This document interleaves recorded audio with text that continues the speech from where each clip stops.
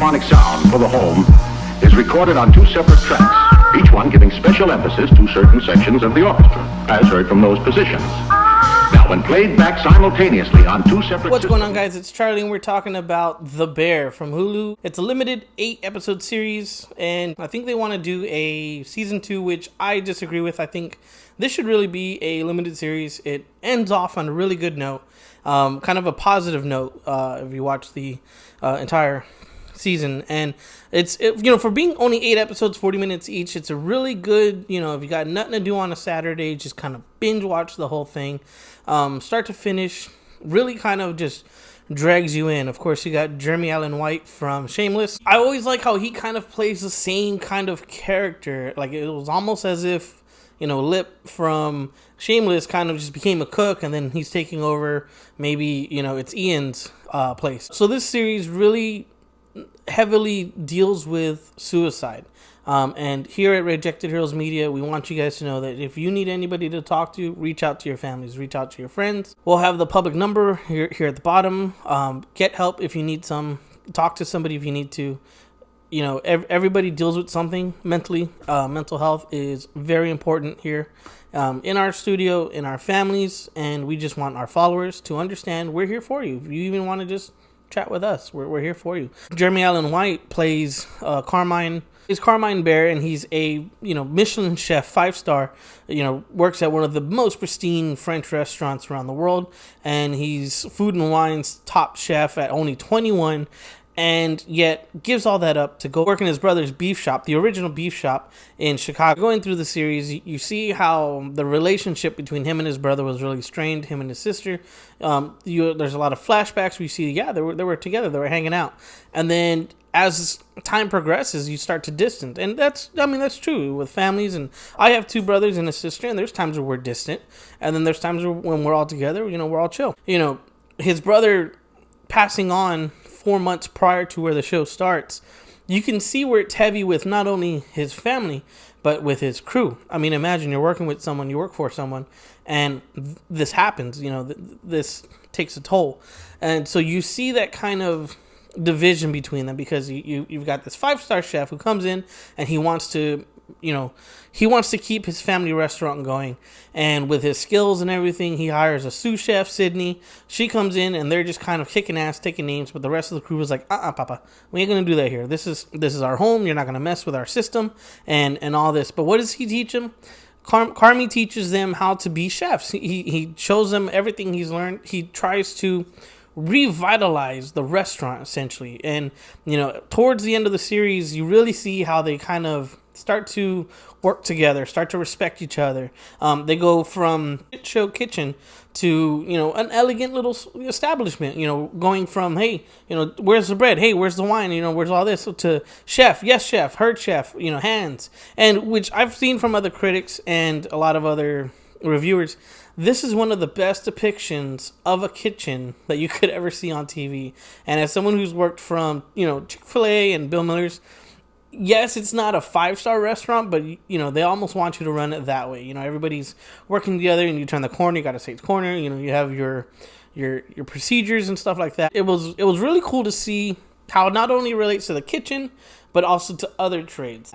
So in honor of this, what are we doing? We're in the kitchen, and I'm cooking Philly cheesesteaks. I'm not a world's famous chef. I'm not a good chef. I'm a good cook. If you can see by my size, I'm a really good cook. And so you guys want to check it out? Come on, let's check it out. Check.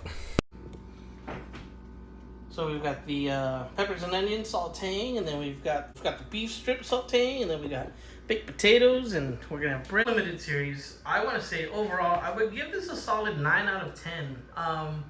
Reason a 9 is because that were kind of sporadic, where we really didn't get to deep dive into each character. Right? I mean, yes, you have your whole slew of characters, but it was mainly focused on the kitchen crew. You have Tina, Gary, Marcus, Angel, the maintenance guy, Fack, Richie, who was cousin but not really cousin, Sydney. You learn a little bit about them, but I would have liked to see where they came from as far as cooking, as far as like, I started off as a busboy and now I'm a cook, but I want to be better. Like, you kind of see that with Marcus, where he starts off doing breads and then he goes up into making cakes, and he's taking a lot of inspiration from Carmi's book that he wrote, or a lot of other cookbooks, and he's learning how to do donuts, right? But Carmi himself, right, isn't perfect. He's got anxiety, and he deals with that. And he promises his sister, Sugar, that, you know, he's going to go talk about what happened. He never went to the funeral. He never got to say his goodbye. So imagine how he feels, right? If he thinks, oh, this is because of me. If only I had done more. If only I had, you know, been there for my brother. I mean, you know, it's his older brother, but still, you know, it's that love for family that, you know, he really held on to. And you see how his anxiety starts to progress. And, you know, there's times where he's just standing there and he lets the kitchen burn, right? And so, you know, he's got his friends and, you know, with him, and they're like, "Chef, are you good? You know, you good, man?" And, you know, realizing at the end, his brother this whole time had been taking care of them, and they always had a family meal together, right? As a crew, you have the work group that you're always with day in and day out. You guys become a family. So they have the family meal, right? So they're always like, "Who's on family?" And they're cooking and enjoying meals together. But they always had a spaghetti. And Carmi always said, "No, the spaghetti doesn't match the menu. We don't need it." And so, you know, he ends up finding this note from his brother. And he's like, "I love you, dude. Let it rip." You know, that was his thing. Let it rip. And he gives him the recipe for the spaghetti. And so when he's like, "You know what? All right, can't beat him. Join him." And starts making the spaghetti. And what does he find? Wads of money. Right? And then a little earlier, he's looking into payments that his brother was making, and he sees that there's an electric company called KBL, that he was making small amount of payments that they owed to, you know, a shark that they loaned money from. And, you know, when he realized it, he was like, wait a minute. And so the bottom of the can says KBL. So it shows that his brother was always putting the money away and, you know, always holding it off. His brother, I guess, kind of, you know, knew this was going to come, and was like, you know what, if Carmi's going to take it over, I at least want him to, you know, have something. And they ended up having a lot of money in all the cans. And it's really, like I said, really great story, really great overall, feel good, really inspires you to cook. You know, it kind of alludes you to, okay, well, what's next, right? Because at the end of the show, they put up a sign that says, "The beef is closed. Thank you for your patronage. The bear is coming." That's the last name, right? The bear. But the bear was also the metaphor of Carmi. Let it rip, let it out, let the bear out. Like, you know, take over the restaurant, make it work, make it yours. That's why you're the chef. And, you know, I thought it left on a really good note to see, wow, okay, he did it. He's turning the place around. Do we need a season 2? I would say no. Would it be good to see where they came or where they end up? Yes. But again, where else are you going to take it?